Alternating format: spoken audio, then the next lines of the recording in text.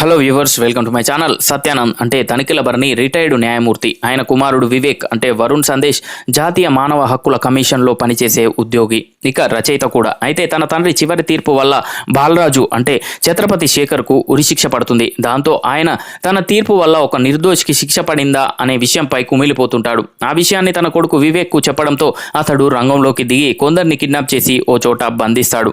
బాలరాజుకు ఏ కేసులో సత్యానంద్ తీర్పిచ్చాడు, తన జీవితంలో చివరి తీర్పు సత్యానందును ఎందుకు తీవ్ర వేదనకు గురిచేసింది, తండ్రి పడే వేదనకు పరిష్కారం చూపించాలని వివేక్ ఎలాంటి నిర్ణయం తీసుకున్నాడు, వివేక్ కిడ్నాప్ చేసిన కొందరెవరు, అయితే బాలరాజు కూతురు సుధకు ఈ కేసుకు సంబంధం ఏంటి, మంజుతో సుధకు వైరం ఏంటి, తాము ప్రేమించిన యువకుడి ప్రేమను పొందడానికి మంజు సుధ ఏం చేశారు, చివరకు బాలరాజుకు ఉరిశిక్ష తప్పిందా, ఆ కేసులో అసలు హంతకులు ఎవరు, వారికి ఎలాంటి శిక్ష పడింది అనే ప్రశ్నలకు సమాధానమే నిందా సినిమా కథ. తనిఖీల భరణి పాత్ర ద్వారా కొన్ని ఎమోషనల్ విషయాలు చెప్పడం ద్వారా స్టోరీలో ఏదో ఎమోషనల్ పాయింట్ ఉంటుందనే ఫీల్ను దర్శకుడు రాజేష్ జగన్నాథం కలిగించిన తీరు సినిమా కనెక్ట్ అయ్యేలా చేసిందని చెప్పాలి.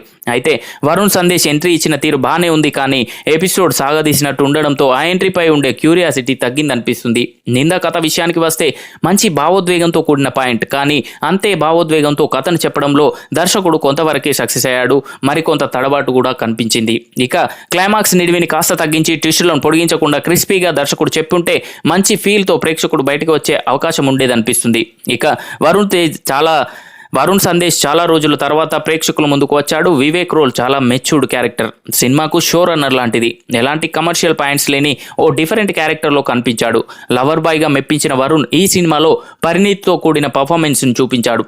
డిఫరెంట్ క్యారెక్టర్స్కి ఆయన పనికి వస్తాడనే ఫీలింగ్ని కల్పించాడు. ఇక తనిఖీల భరణి పాత్ర చిన్నదైనప్పటికీ ఆయన రోల్ చుట్టే కథ నడవడం ఇంపార్టెన్స్గా కనిపిస్తుంది. ఛత్రపతి శేఖర్ చాలా రోజుల తర్వాత లెంతీ రోల్ చేసి మెప్పించాడు. Mime Madhu presence, dialogue delivery బాగుంది. Bhadram role comedy emotions పండించింది. మిగతా పాత్రల్లో నటించిన వారందరూ తమ పాత్రలకు న్యాయం చేశారనే చెప్పొచ్చు.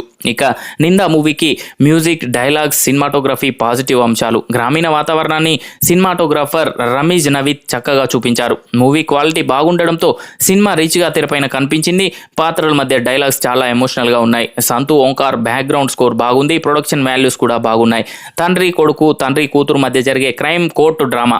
ఓవరాల్గా కథ కట్టిపడేసేలా ఉంది, కానీ స్టోరీని నెరేట్ చేయడంలో ఇంకాస్త కసరత్తులు చేయాల్సి ఉందనిపిస్తుంది. కొన్నిసార్లు కథను కొన్ని ట్విస్టులతో సూటిగా చెప్తే కనెక్ట్ అయ్యే అవకాశం ఉండేది.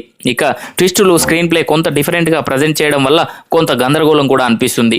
ఎమోషన్స్తో సాగే సన్నివేశాలకు ప్రేక్షకులు థియేటర్లలో స్పందించే తీరును బట్టి ఈ సినిమా విజయం ఆధారపడి ఉంటుందని చెప్పొచ్చు. సో చూసారు కదా ఫ్రెండ్స్, ఈ వీడియో కనుక మీకు నచ్చినట్లయితే లైక్ చేయండి, షేర్ చేయండి. మరిన్ని ఇంట్రెస్టింగ్ అప్డేట్స్ కొరకు మా ఛానల్ని సబ్స్క్రైబ్ చేసుకోండి.